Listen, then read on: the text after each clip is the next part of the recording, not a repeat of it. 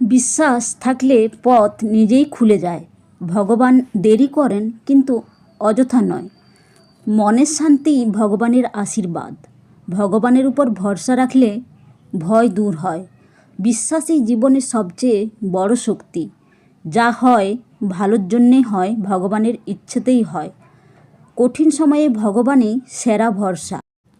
ভগবানের পরিকল্পনা আমাদের চিন্তার চেয়েও বড়। এক গ্রামে থাকতো ছোট্ট এক ছেলে, তার নাম অর্ণব।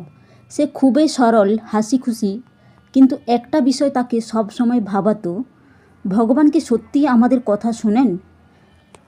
গ্রামের সবাই বলতো ভগবান সব দেখেন, সব শোনেন, কিন্তু অর্ণবের মনে সবসময় একটা প্রশ্ন থাকতো, আমি তো ছোট্ট মানুষ, আমার কথা ভগবান কেন শুনবেন?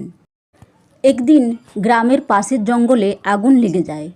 মানুষ ছুটাছুটি করছে, সবাই জল ঢালছে, আগুন নেভানোর চেষ্টা করছে। অর্ণবও দৌড়ে সেখানে গেল, কিন্তু তার হাতে কিছুই নেই। সে চারপাশে দেখল, তার মতো ছোট বাচ্চা কী বা করতে পারে। অর্ণব হঠাৎ দেখল একটা ছোট্ট পাখি তার ঠোঁটে একটু জল নিয়ে উড়ে আসছে। আগুনের উপর সেই ছোট্ট জলের ফোঁটাটি ফেলে আবার উড়ে গেল, আবার জল আনতে গেল। এটা দেখে অর্ণব অবাক। সে বলল, এত ছোট ফোঁটা দিয়ে আগুন নেভানো যাবে? পাখিটি যেন তার কথা শুনে থামল, মৃদু চোখে তাকিয়ে বলল, হয়তো এই আগুন নেভাতে আমার জল যথেষ্ট নয়, কিন্তু আমি আমার কাজটা করছি, আর আমি জানি যে উপরে আছেন, তিনি আমার চেষ্টা দেখছেন। পাখির এই কথায় অর্ণব বুঝল, বিশ্বাস মানে বড় কিছু করা নয়। বিশ্বাস মানে নিজের সাধ্যের ভিতরে যতটুকু পারা যায় সেটুকু করা, বাকি সব ভগবানের হাতে। অর্ণব হাত দিয়ে জল তুলতে শুরু করলো। তার মতো আরও অনেক মানুষ তাকে দেখে সাহায্য করতে এগিয়ে এলো। অবশেষে সবাই মিলে আগুন নেভাতে সক্ষম হলো। সেদিন অর্ণব বুঝল, ভগবানের বিশ্বাস মানে অলৌকিক কিছু ঘটার অপেক্ষা নয়।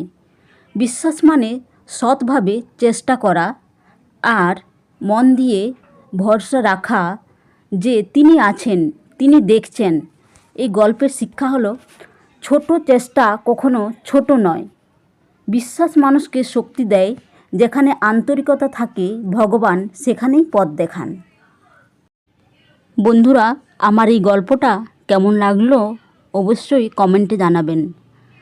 আজ রামনবমী, সবাইকে শুভ রামনবমীর শুভেচ্ছা জানাই। আশা করছি সবাই ভালো আছেন।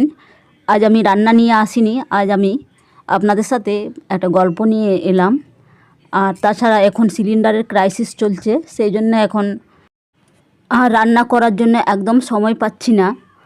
ইউটিউবের ভিডিও রান্না করতে গেলে অনেক টাইম লাগে। এতদিন আমরা গ্রামে গেছিলাম, সেখান থেকে ফিরে ভাবলাম গ্রামে গিয়ে ভালো ভালো সব গ্রামের প্রাকৃতিক দৃশ্য ভিডিও বানাবো, কিন্তু সেখানে ঝড় বৃষ্টির কারণে কারেন্টেই ছিল না। আমরা যতবারই যাই ঝড় বৃষ্টি হয় আর কারেন্টেই থাকে না, সেই জন্য ভিডিও কিছু বানাতে পারিনি। ভেবেছিলাম যে গ্রামে গিয়ে ব্লগ বানাবো, কিন্তু কিছুই হলো না। আমরা যতবারই যাই সবাই জানে যে আমি আসলেই নাকি গ্রামে কারেন্ট থাকে না, আর যখনই যাব তখনই ঝড় বৃষ্টি হয়। এবছর আমরা মার্চে গেছিলাম, গত বছর আমরা জুন মাসে গেছিলাম, তখনও একই অবস্থা। এরকম ঝড় বৃষ্টির কারণে 2-3 দিন ছিলাম, 2-3 দিনেই কারেন্ট ছিল না। আর এবারে মার্চে যেও এই একই অবস্থা, কারেন্ট ছিল না। আজ রামনবমী, মা পুজো করছে। মায়ের প্রতিদিনের পুজো এটা, প্রতিদিনেই 2 ঘন্টা লাগে পুজো করতে। তা আমি বলে আমি একটুখানি ভিডিও নিয়ে নিই এই পুজোরে। পুজো শুধু রীতি নয়, মন শান্ত করার, পরিষ্কার করার পথ।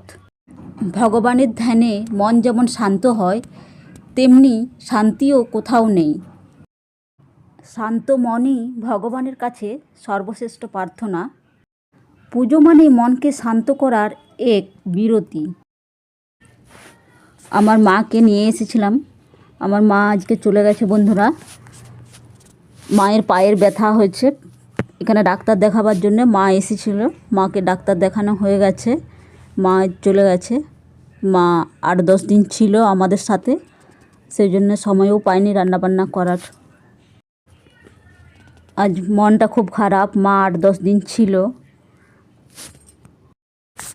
তাহলে বন্ধুরা, আমার এই আজকের ভিডিও কেমন লাগলো অবশ্যই কমেন্টে জানাবেন।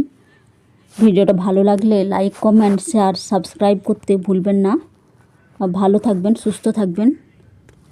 আবার দেখা হবে একটা নতুন ভিডিওর সাথে, নতুন রান্না নিয়ে হাজির হব। আজ এই পর্যন্ত। বাই বন্ধুরা।